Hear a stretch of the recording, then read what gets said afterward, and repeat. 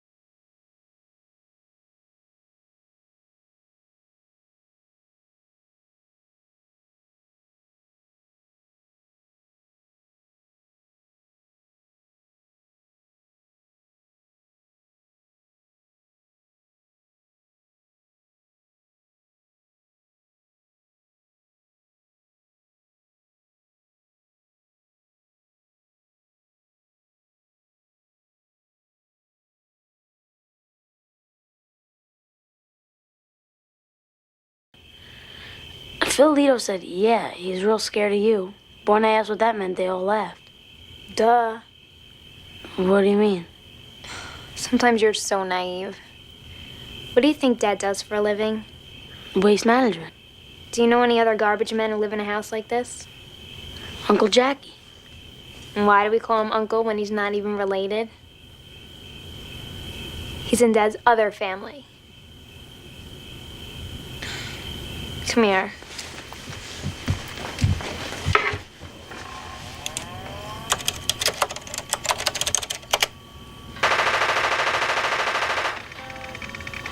I'll print it out for you.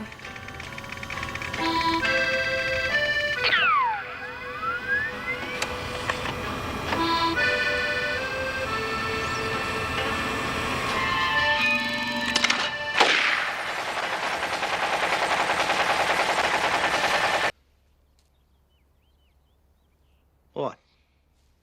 Look at the ring your father gave me. I already saw it. I was gonna wrap it, but it's wasteful to the environment. Thank you, young man.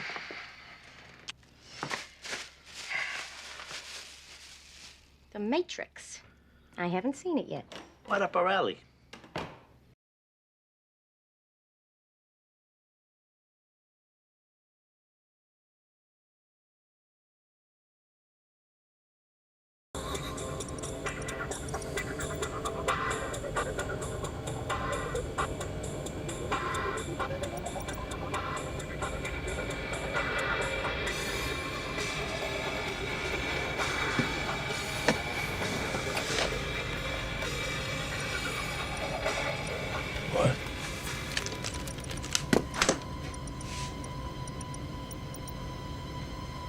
What the hell?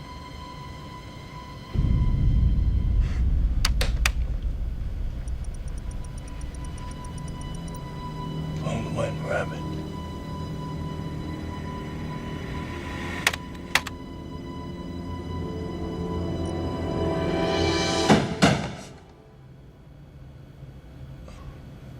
Who is it? It's Troy.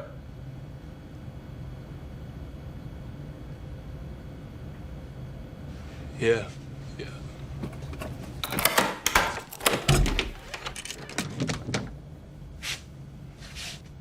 You're 2 hours late. I know.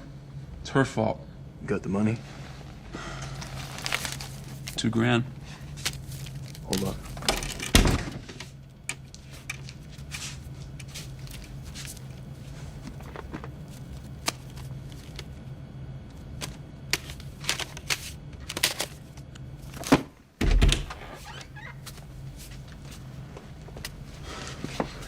Hallelujah.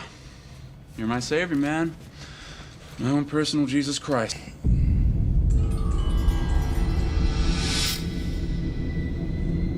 Giuseppe de Ribera, the mystical marriage of St. Catherine. That's the baby Jesus.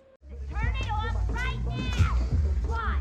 Because I said so, and your father is sleeping, for Christ's sake! Mom, I can't find it. Where is it?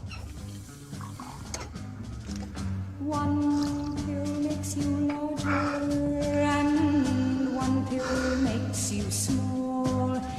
And the ones that mother gives you don't do anything at all.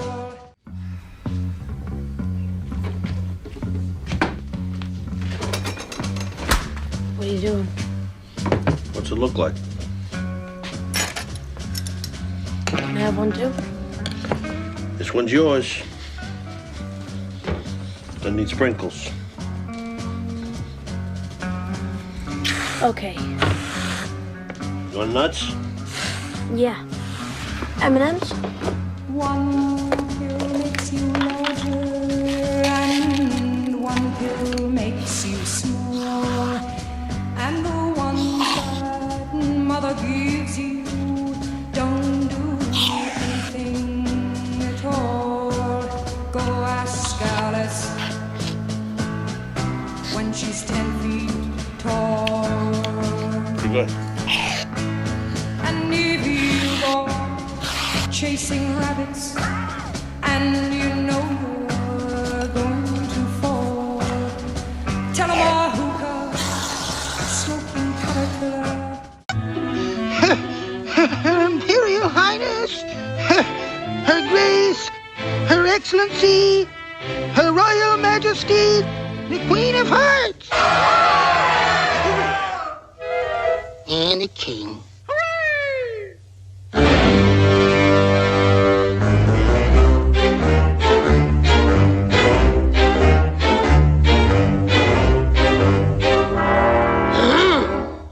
Who's been painting my roses red? Who's been painting my roses red? I imagine that right now you're feeling a bit like Alice. Tumbling down the rabbit hole? You could say that. I can see it in your eyes. You have the look of a man who accepts what he sees because he is expecting to wake up. Ironically, this is not far from the truth. Do you believe in fate, Neil? No, Why not? because I don't like the idea that I'm not in control of my life.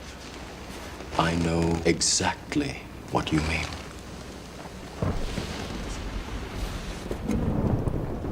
Let me tell you why you're here.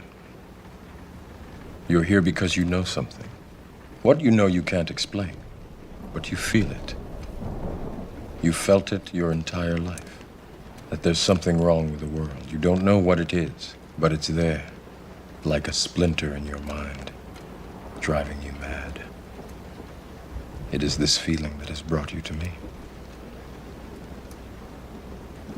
Do you know what I'm talking about? The Matrix. Do you want to know what it is?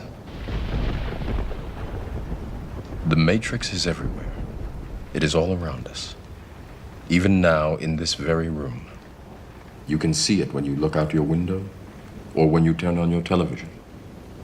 You can feel it when you go to work, when you go to church, when you pay your taxes. It is the world that has been pulled over your eyes to blind you from the truth. What truth? That you are a slave, Neo. Like everyone else, you were born into bondage, born into a prison that you cannot smell or taste or touch. A prison for your mind.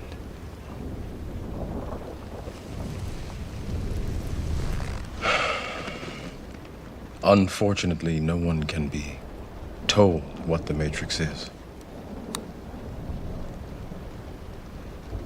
You have to see it for yourself.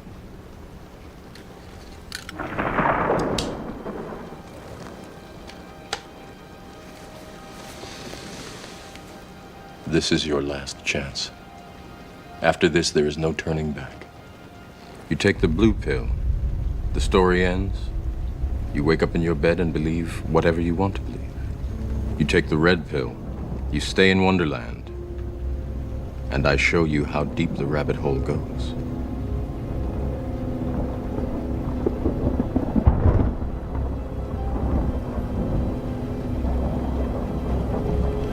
Remember, all I'm offering is the truth, nothing more.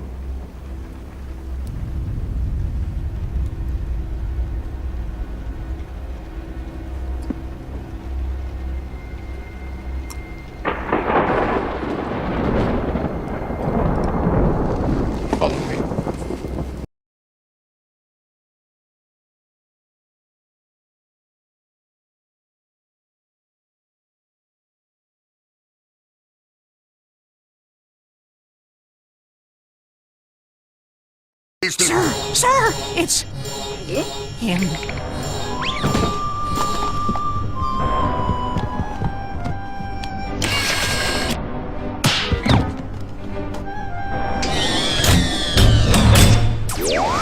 This always gives me the creeps, sir. He's the president of Hollywood. He's supposed to give you the creeps.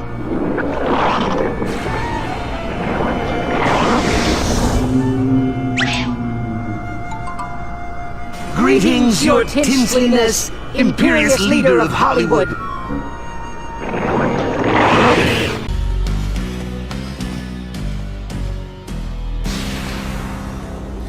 How you turned my world, you precious thing. You starve and near exhaust me. Everything I've done for you. I move the stars for no one. Though I do believe in you. Toby! Yes, I do.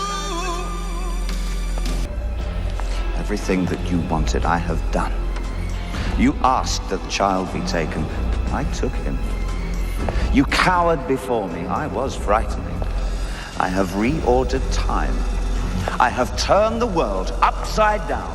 And I have done it all for you.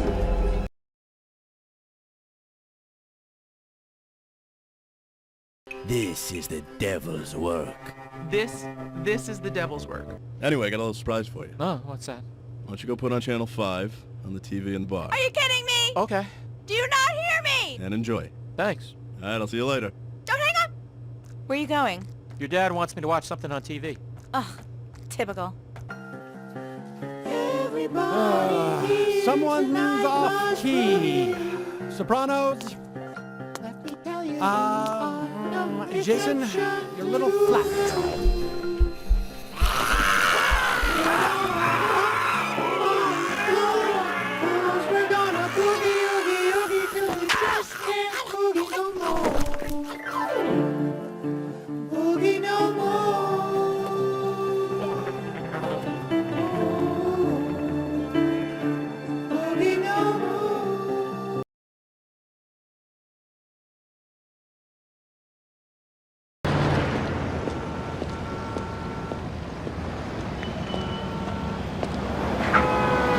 I'd like for you to consider this. Discuss it with your No, no, no, no. Give me no. that. Don't try What's to going discuss on? it. Work out. Totally Why'd you discuss page it. me? This fucking guy's trying to pull some bullshit, Tony. Hey, ZZ Top. The guy gave you the get, didn't he? But not because of you. You scared him, threatened him with castration. But it was business that brought him around. He wanted 50%. You wanted 25%. So I split the difference. I gave him 15%. He gives my daughter the divorce, and it's business. It worked out. You work for me, Shlomo. Yes. Listen, don't worry. I'm taking good care of you here. What's that? What's that? For your considerable trouble. As the Talmud says. I don't give a shit what he says, okay? Now you listen to me. You want to give your son-in-law 15% of the motel? You go ahead. It comes out of your end. Now we got you your get. You get us our 25%. Got it? My son was right. Yeah? You mud. Godless clay. I created a living golem. What the fuck is a golem? It's a monster, Frankenstein. Get the fuck out of here. Living dead. All this shit's for nothing? And if all this shit's for nothing, why do I gotta think about it? That's the mystery, isn't it? The mystery of God, or whatever you want to call it, of why we're given the questionable gift of knowing that we're gonna die.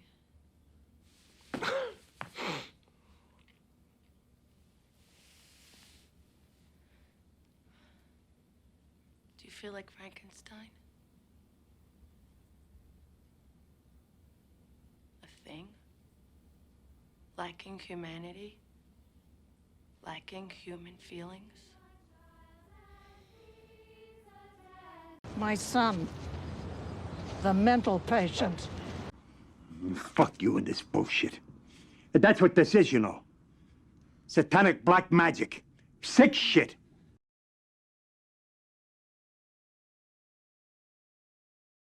Next up, The Sopranos. The man behind this infamous family is working on a new project.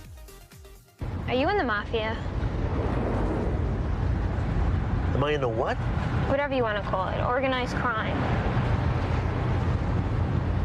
That's total crap. Who told you that? Dad, I've lived All right, so no, The Sopranos aren't coming back to TV, but check this story out, because I think this will be a show we're all talking about. David Chase, creator, working on a new thriller series for HBO. It's called Project MK Ultra. Okay. It'll be a limited series, and it centers around a real-life chemist and spy master, Sidney Gottlieb, who headed the CIA's psychedelic program during the Cold War. Oh. How about that for a setup for a series? Yeah. No news on casting yet, but Nick Kroll, answer your phone. We'll keep an eye out for that. God, you're on a roll. So I should be working on my essay, but then I remembered that there's no good categorization system for all conspiracy theories, so I just went ahead and made one. It looks like this. As you can see, it goes from most based in reality to least based in reality. Down here, we have things that we know actually did happen, like MK Ultra. Well, that's good. I like to video the old films now and again. And video films I would. Where I was taken to, brothers, was like no cine I ever videoed before. I was bound up in a straitjacket, and MacGulliver was strapped to a headrest with wires running away from it. Then they clamped lid locks on my eyes so that I could not shut them, no matter how hard I tried. It seemed a bit crazy to me, but I let them get on with what they wanted to get on with.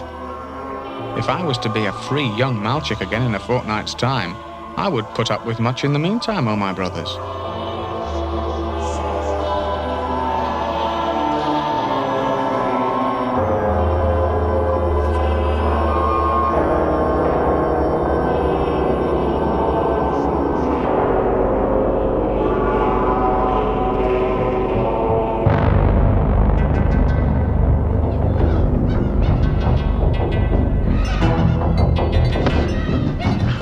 The first film was a very good professional piece of cine, like it was done in Hollywood. The sounds were real horror show. You could slooshy the screams and moans, very realistic, and you could even get the heavy breathing and panting of the tall-chucking Malchiks at the same time. And then what do you know? Soon our dear old friend, the red vino on tap, the same in all places like it's put out by the same big firm, began to flow. It was beautiful. It's funny how the colors of the real world only seem really real when you video them on a screen. Now, all the time I was watching this, I was beginning to get very aware of not feeling all that well. and this I've put down to all the rich food and vitamins. But I tried to forget this, concentrating on the next film. When it came to the 6th or 7th Malchik leering and smecking and then going into it, I began to feel really sick. But I could not shut my glasses. And even if I tried to move my glass balls about, I still could not get out of the line of fire of this picture. Get me up. I'm gonna be sick. Get something for me to be sick in.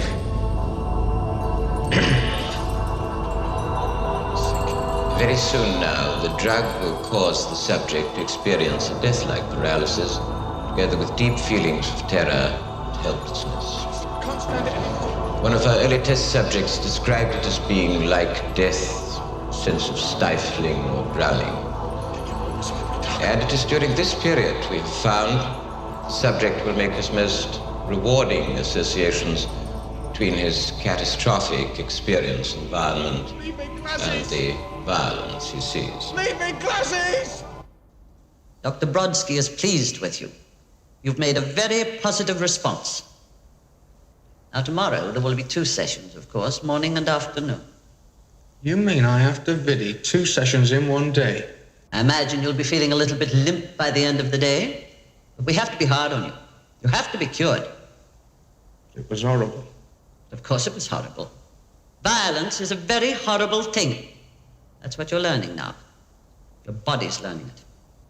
I just don't understand about feeling sick the way I did. I never used to feel sick before. I used to feel like the very opposite.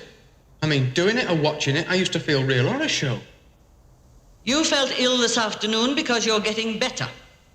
You see, when we're healthy, we respond to the presence of the hateful with fear and nausea. You're becoming healthy, that's all. By this time tomorrow, you'll be healthier still.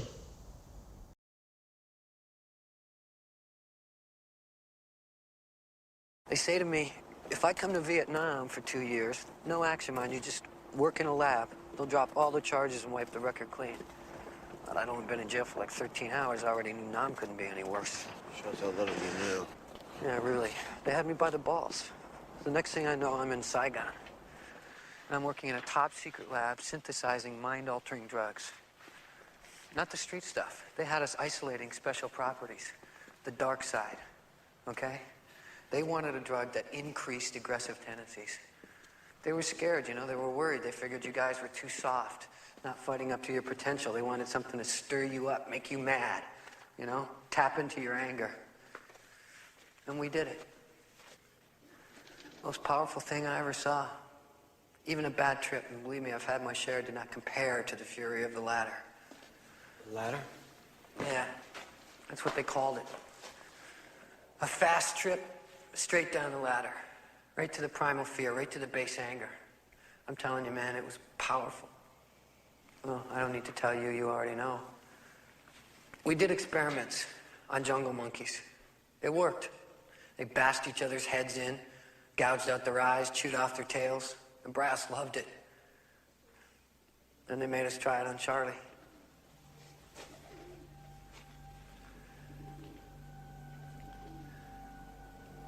We, took these POWs, you know, just kids, really, and we put them in this courtyard, and we fed them huge doses of the stuff, man. I mean, they were worse than the monkeys, you know? I didn't know men could do those things.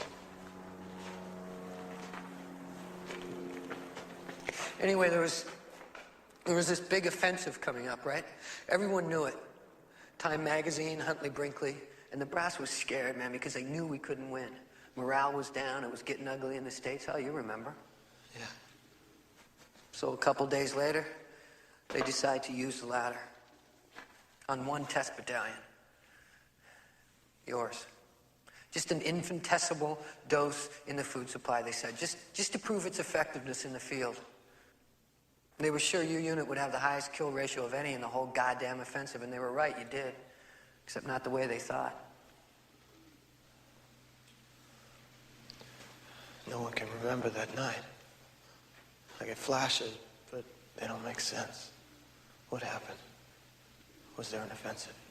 Yeah. A couple days later, it was fierce. But you guys never saw it. But there was an attack. There was a fight, right? Yeah. But not with the Khan. With who?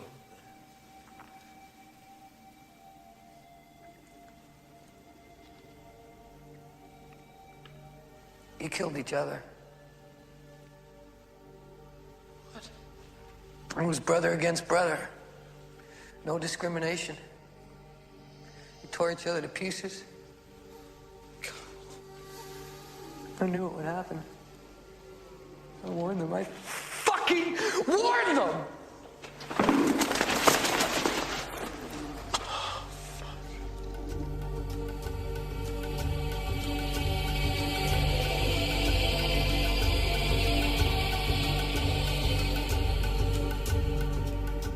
Who was I? I was just some hippie chemist, right? What did I know? Fuck.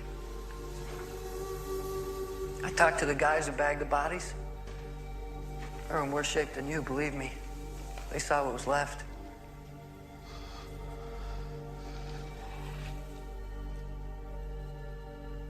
I needed to find you, you know? I felt responsible. Ladder was my baby.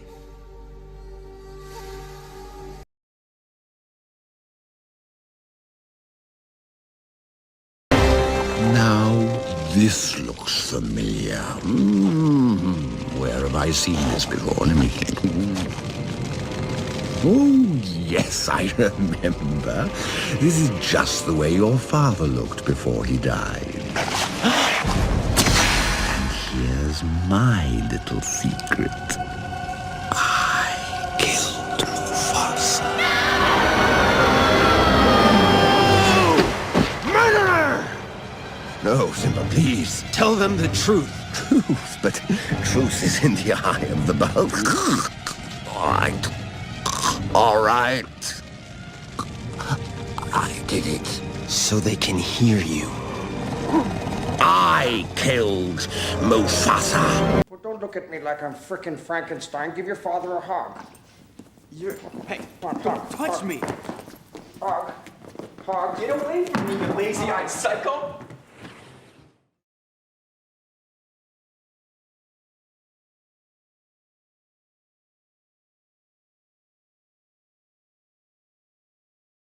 But wrap your minds around this, gentlemen. Oh, no. Chicago. I love this song. I command you in the name of Lucifer to spread the blood of the innocent.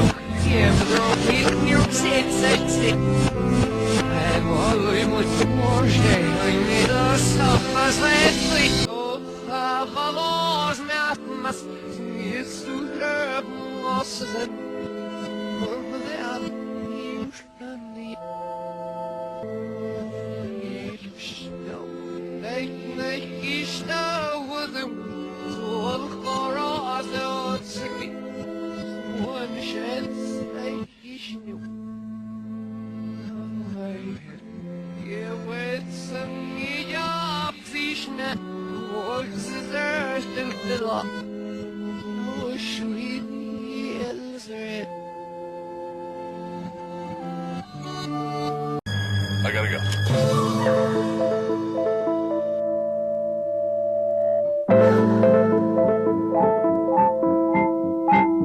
I wouldn't if I were you. I know what she can do. She's deadly mad and she could really rip your world apart. Mind over matter. The beauty is there, but the beat East is in her heart.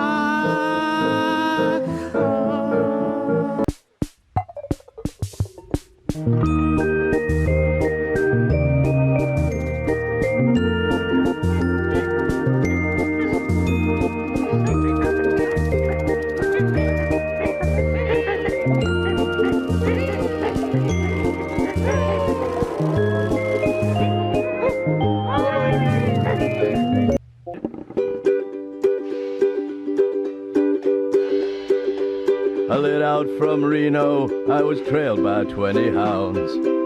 Didn't get to sleep last night till the morning came around. Said I'll run, but I take my time.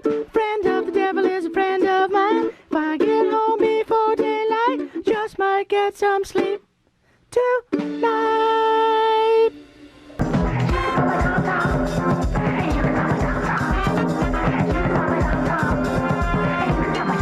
Howl like the wolf. For criminal acts and violence on the stage. For being a brat, refusing to act your age. For all the decent citizens you've been raised. You can go to hell! How you doing, folks? This is your captain speaking. Just wanted to let you know that as soon as we get beverages served, we're going to begin our movie for this flight, which is Legally Blonde 2. You can find the audio on Channel 11, and if you get a chance, also take a look out your window, because pretty soon I'm going to point this plane straight down and drive us as deep into the ocean as I can. Your mother sucks in hell. Praise Satan.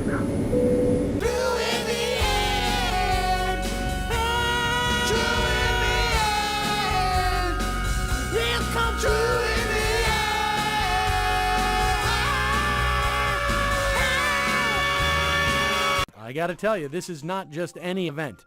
Imagine the most amazing dance party / orgy / political summit on the planet. Okay, I'm imagining that. Did you see Eyes Wide Shut? Yes, I did see that. It's like that, but Alan Greenspan will be there. And Bono. Yeah, okay, Really? Yeah, I'll do it. Great. I'll see you then. Yes, terrific.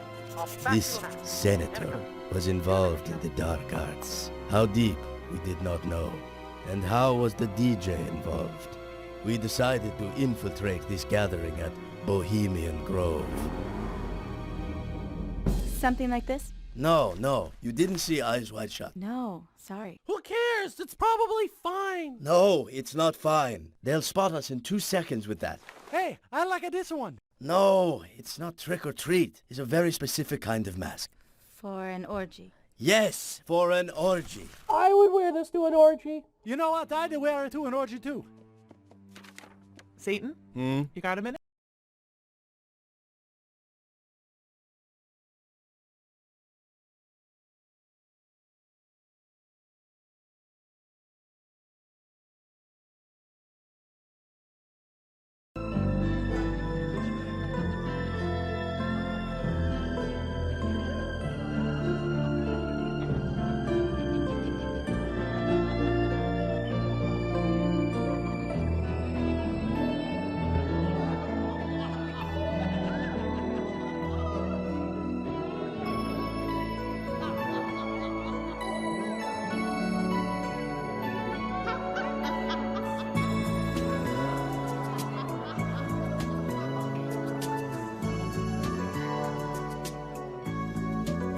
There's such a sad love deep in your eyes, it kind of held you, open and closed within your eyes. I'll place the sky within your eyes. There's such a fooled heart beating so fast in search of new dreams, a love that will last within your heart. I'll place the moon within your heart. As the pain sweeps through, makes no sense for you. Every thrill has gone, wasn't too much fun at all. But I'll be there for you.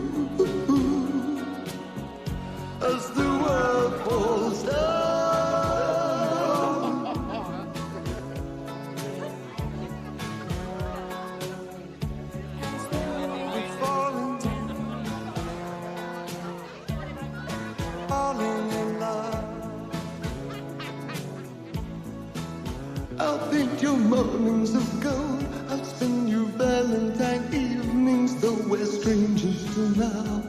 We're choosing apart between the stars. I'll lay my love between the stars. As the pain sweeps through, makes no sense for you. Every thrill is gone, wasn't too much fun at all. But I'll be there for you as the world falls down, falling.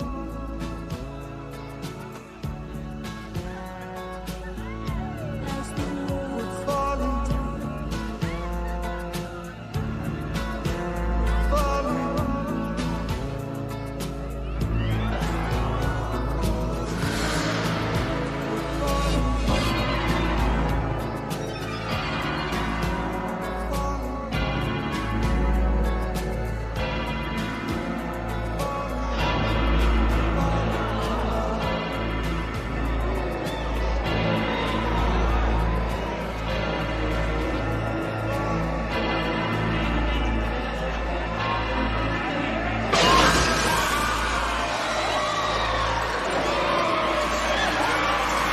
Now, people like analyzing Kubrick's movies, just in general, because of how much symbolism all his movies have in it.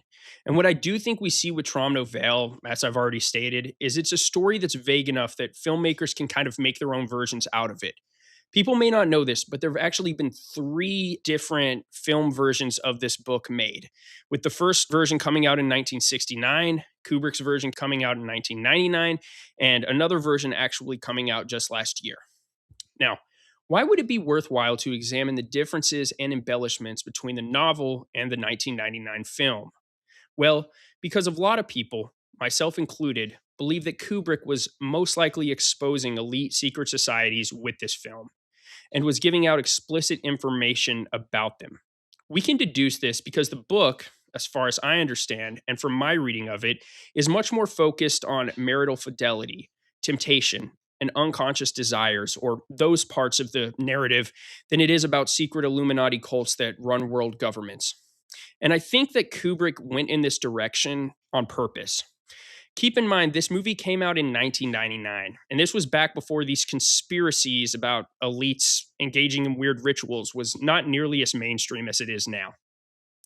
And just looking at Kubrick's other film repertoire, whether it be Lolita or some of the hidden themes in The Shining, it's clear that sexual abuse, specifically of children, was a topic Kubrick wanted to expose and break down. And I know some Kubrick fans, maybe myself included, get this idea sometimes that everything he did in every single one of his films was on purpose, and that the guy was constantly playing 5D chess, and that not even any of the tracking errors he made in his films could possibly just be mistakes. But damn it, he was a very smart guy. And I think most of the changes he made from the book to this film were absolutely done on purpose. I mean, I think it's crazy to just think that this film came out 10 years before Jeffrey Epstein ever had his first criminal conviction. In the year 1999, Bill Clinton was blasted as being unfaithful to his wife, not for being involved in child exploitation rings. So it makes sense that Kubrick was way ahead of the curve with making this movie and the implications this movie had. And it wouldn't surprise me as well if Kubrick was aware of a lot of this stuff. Keep in mind the guy worked in Hollywood. He worked with a lot of famous actors. And I'm sure a smart guy like this, who was keyed into show business, probably knew a thing or two about what was going on behind the scenes. So, with all that out of the way, let's get into Eyes Wide Shut. Now, some of the well-known embellishments or kind of Easter eggs of this movie have already been talked about, so forgive me for rehashing them, but I am going to have to rehash them a bit for the direction I am going in this video. So first of all, you may have already heard this if you researched the movie, but Kubrick chose to film his mansion party at a Rothschild mansion. The Rothschilds being a wealthy banking family that just happened to have ties with the Israeli government.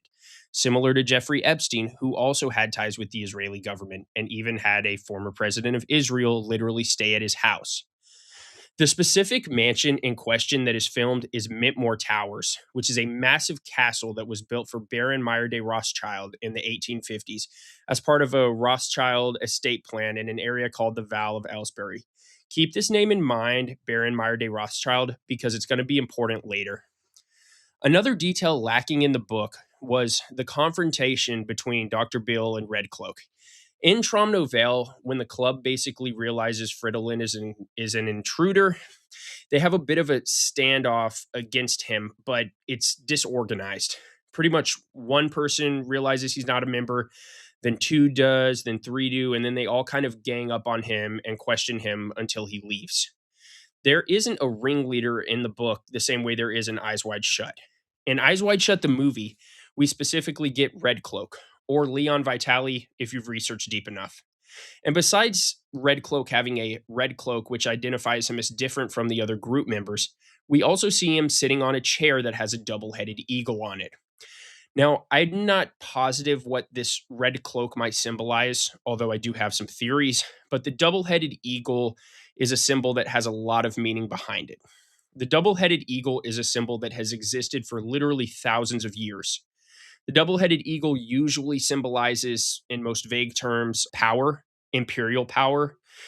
In the past, it's represented dominion over both East and West, as well as spiritual and secular authority, or the unity of church and state, which originated in Anatolia. At least that's when the symbol meant that. It had been adopted by the Byzantine Empire, the Holy Roman Empire, and the Russian Empire. Its two heads look in opposite directions, right? Basically signifying rule over different realms or different places. Sorry if this sounds a little esoteric, but this is the best I've learned to understand what this symbol means from my research. And besides this, I've heard other people say this, but the double-headed eagle is, in fact, a Freemason symbol or a Masonic symbol. You can read about this being a Masonic symbol on official Freemason sites, but that alone doesn't necessarily give us more information about what it's supposed to mean in the context of this movie. Besides the fact that Masons are a secret society who do have powerful members within it, and the secret society we see in Eyes Wide Shut is also, for one, secretive and also has many powerful people engaging in certain behaviors, right? Now, one interesting thing I came across when researching was if there was any relationship between the Rothschild family and this double-headed eagle symbol. The double-headed eagle does look like some sort of royal seal or something you would possibly see on like castle doors, but it was surprisingly lacking. But the one place I found this double-headed eagle symbol in relation to the Rothschilds was on a banking note or a bond. I'm putting it on the screen right now. The piece in question was a bond for $3.5 million taken out by Tsarist Russia as contracted by Nathan Rothschild, who lived from 1777 to 1836. Now, the article I read that gave me information about this bond specifically goes out of its way to claim that this bond does not involve money used for settlements in Palestine. I think it is kind of interesting they go out of the way to be like, this money was not used for it. But a couple other bits of information that I think are important. This may not sound like a lot of money at the time, but this bond would be worth about $120 million now. And not only that, but historically, this is important. You can read about this piece of paper on historical sites because this is apparently the oldest Russian imperial bond in existence. This Russian bond from 1822 is widely recognized as the first Euro bond, and it was issued by the House of Rothschilds in London, Frankfurt, and a few other cities.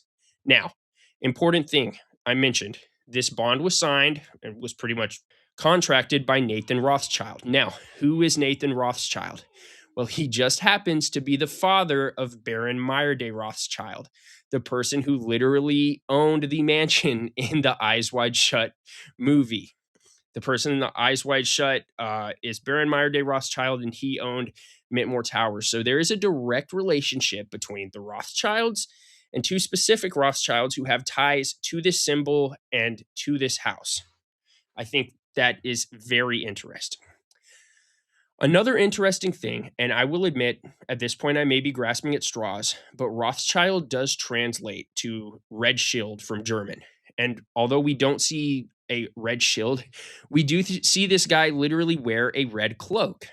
Not only this, but in 1809, Nathan Rothschild began to deal in gold, or gold bars, and he developed it as a cornerstone of part of his business, which became N&M Rothschild & Sons.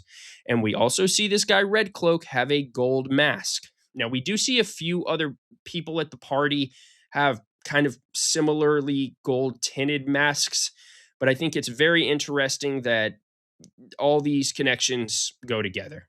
And one other interesting bit I will bring up, Nathan Rothschild was involved in Freemasonry.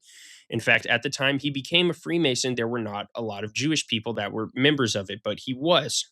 I think a lot of these signs kind of point in the same direction, that there's connections between these two people and the mass ball in the party. If we're even going to just ignore my last few points, the Rothschild family threw parties in the 1970s that literally looked just like Eyes Wide Shut parties, which just further solidifies that there's some type of connection between the Rothschilds and this house and this party.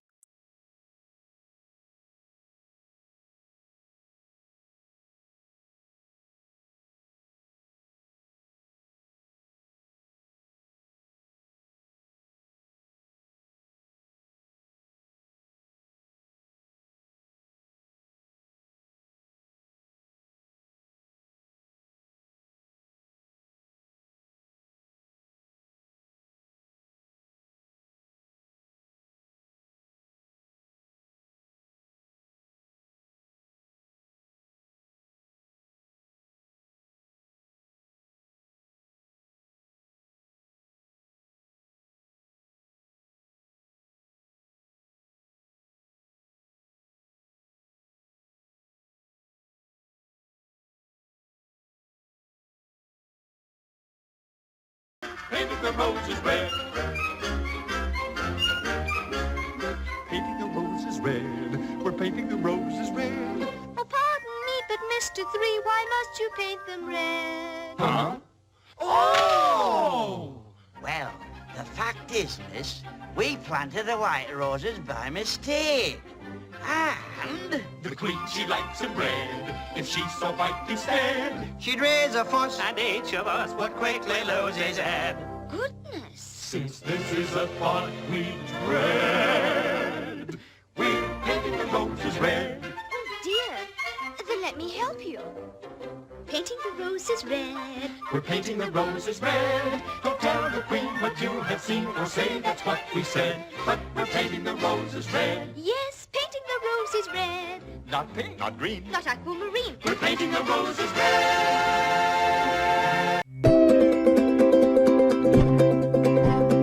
I don't wanna go to sleep. Lucy, won't you come with me? Let's go paint the town red. Let's go paint the town red. All these people bother me. Let's go on a killing spree. Let's go paint the town red. Let's go paint the town red.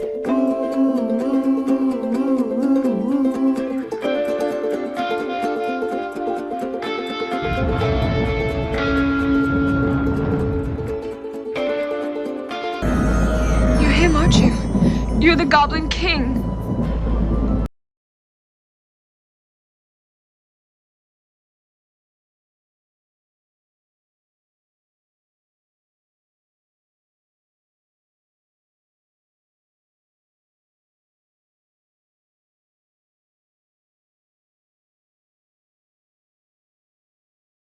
Sorry to interrupt. I don't know if you know much about the Antichrist. Hey, I get an idea. Maybe we killed the Antichrist, and then we check in with you about the vampires before we go back to Rome. When archaeologists unearthed the Black Sea shrimp forks, the Vatican arranged for them to be sent to us in San Francisco. These forks are part of the legendary Last Serving set, and one of the few utensils in the world that can pierce the heart of the Antichrist. Show us the spawn of Satan! Glass eye of St. Augustine, find the Antichrist! I knew it! What? It's you! What? You're the Antichrist! What are you talking? No. Your weird accent and your fancy shoes, Pardon, with your swagger. We have found it. This is the prophecy. When we translate this text, we will know the identity of the Antichrist. It says that a woman will agree to bear the child of Satan. The events of that night are still clouded by mystery, but those of us that survived, we knew. We saw the face of the beast. The Antichrist! And behind it all, the Antichrist, never resting, never wasting a single moment in her dark quest. You are the Antichrist. The devil was busy. Oh yes, the devil was very busy. Human sacrifice, the most monstrous of all satanic rituals. Praise Satan! Please, no! Oh, please, God, no! Praise Satan! Sorry I'm late. Holy shit, it's hot in here. I brought Pinot Grigio. Where can I chill this? Worshippers believe a blood sacrifice secures for them their selfish desires and an audience with their dark prince. You really think you're in a position to judge him? What right do you have to take a baby and turn his life into some kind of mockery? Don't you ever feel guilty? I have given Truman the chance to lead a normal life. The world, the place you live in, is the sick place. Sea Haven is the way the world should be.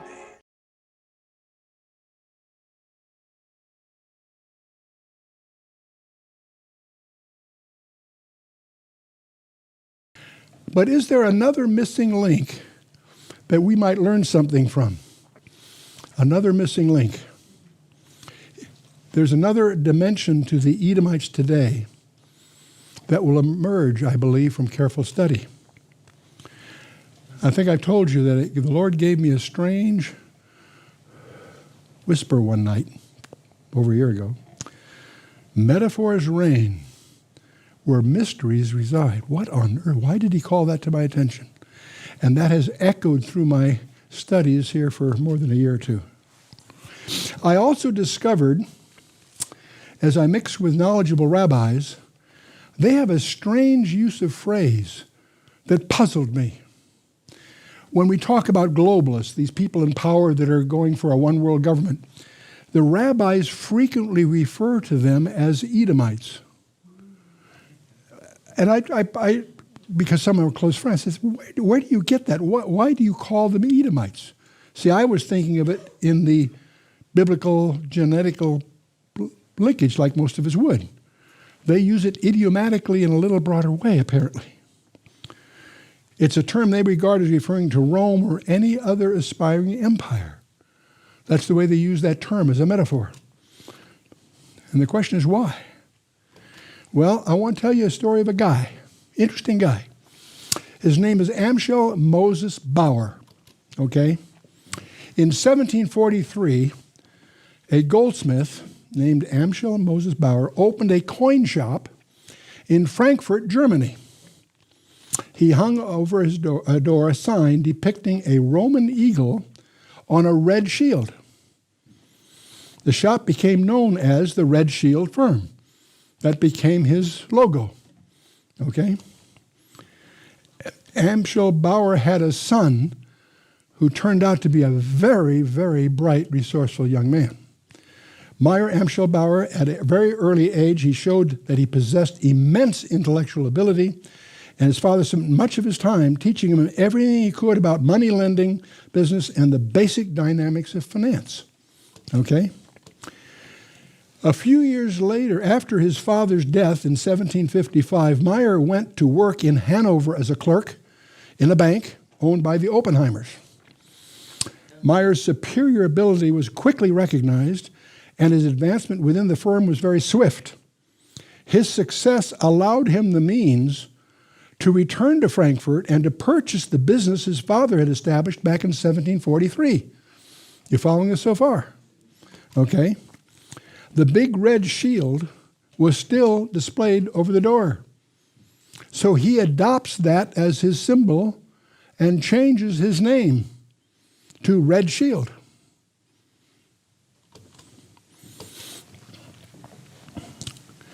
Now, the true significance of the Red Shield, his father adopted it back in from the red flag, which was the emblem of the revolutionary-minded Jews in Eastern Europe. Meyer Amschel Bauer changed his name to Rothschild, not Rothschild. That's mispronounced by most Americans. Rothschild. That's the German word for red shield. Rothschild. At this point, the House of Rothschild became into being. And many of you know the story. Through his experience with the Oppenheimers, Meyer learned that loaning money to governments and kings was much more profitable than loaning to private individuals. Not only were the loans bigger, but they were secured by the nation's taxes. And so that led, of course, to the House of Rothschild. And he had 5 sons. Now, he has 5 sons. Amschel, Solomon, Nathan, Carl, and Yaakov. And they are all very, very bright and very well trained. Meyer spent the rest of his life instructing them all in the secret techniques of money creation and manipulation. As they became of age, he sent them to the major capitals of Europe to open branch offices of the family banking business. Each one went to a major city. Okay? Amschel stayed in Frankfurt. Solomon was sent to Vienna. Nathan went to London. Carl went to Naples. And Yaakov went to Paris. So the family now had a network. In 1838, Nathan made the following statement, very interesting. Permit me to issue and control the money of a nation, and I care not who makes its laws. And the saga continues, of course, with involvements with Adam Weishaupt, who forms an occult group called the Illuminati. And that leads ultimately to the secret meetings on Jekyll Island, Georgia, which established the Federal Reserve. And that's a path that you can Google and chase down on your own as you go.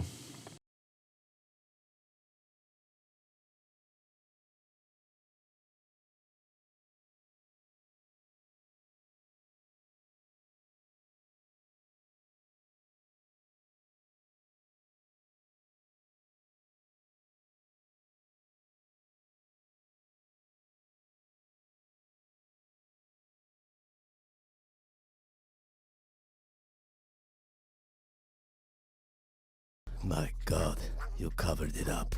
We covered it up. The Antichrist. That's correct. Was at Armageddon flirting with someone who may possibly be the Second Coming. Sounds crappy when you say it.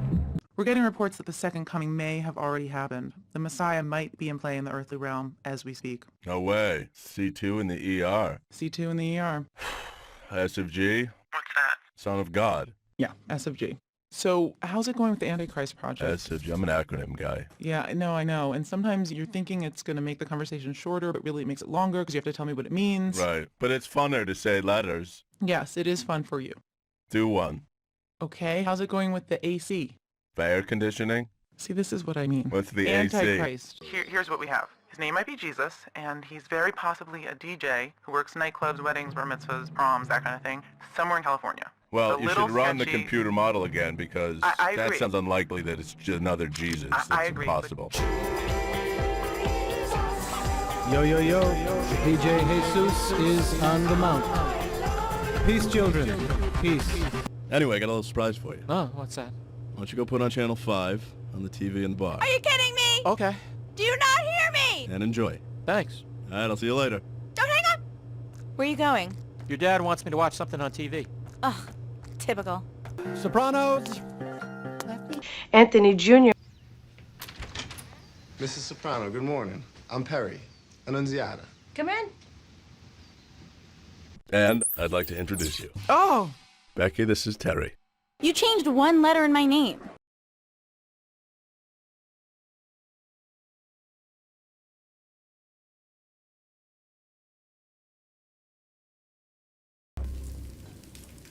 You all right, Harry? Seem very quiet. He killed my parents, didn't he? The one who gave me this. You know, Hagrid. I know you do. First, and understand this, Harry, because it's very important. Not all wizards are good. Some of them go bad. A few years ago, there was one wizard that went as bad as you can go. And his name was... Maybe if you wrote it down. No, I can't spell it. All right. Voldemort. Voldemort. It was dark times, Harry, dark times. Voldemort started to gather some followers. Brought him over to the dark side. Anyone that stood up to him ended up dead. Your parents fought against him. But nobody lived once he decided to kill him.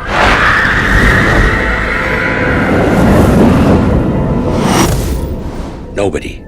Not one. Except you.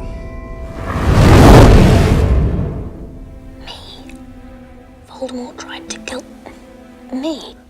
Yes. That ain't no ordinary cut on your forehead, Harry. A mark like that only comes from being touched by a curse, and an evil curse at that. What happened to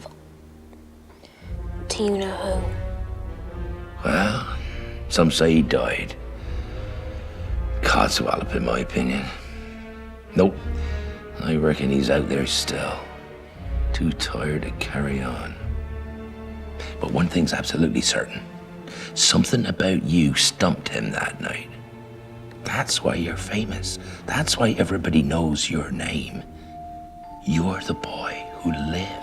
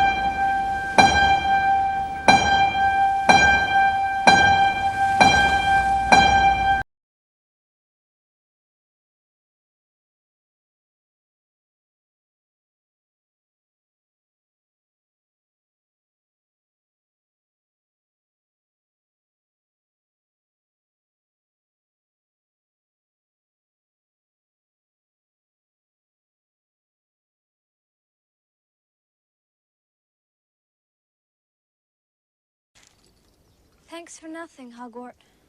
Welcome to Hogwarts. Here you are. I'd like Lancelot to belong to you now. Behold your humble servant, Sir Lancelot of Camelot. I've come to take you... Oh, I'm terribly sorry. You got my note! Well, I got a note. You've come to rescue me! Well, no, you see... I knew someone would. I knew that somewhere out there, there must be someone. Oh, stop that! Stop that! Stop it! Stop it! Who are you? I'm your son. No, not you. I'm Sir Lancelot, sir. He's come to rescue me, Father. Well, let's not jump to conclusions. Did you kill all those guards? Oh, yes. Sorry. They cost £50 each. Well, I'm awfully sorry. I really Don't be can't afraid explain of him, everything. Sir Lancelot. I've got a rope already. You killed 8 wedding guests and all. Well, you see, the thing is, I thought your son was a lady. I can understand that. Hurry, Sir Lancelot! Hurry! Shut up! You only killed the bride's father, that's all. Well, I really didn't mean to. Didn't mean to? You put your sword right through his head. Oh, dear. Is he all right? You even kicked the bride in the chest. This is going to cost me a fortune. Well, I can explain. I was in the forest, riding north from Camelot, when I got this note. Camelot? Are you from Camelot? Hurry, Sir Lancelot! I am a knight of King Arthur, sir. Very nice castle, Camelot.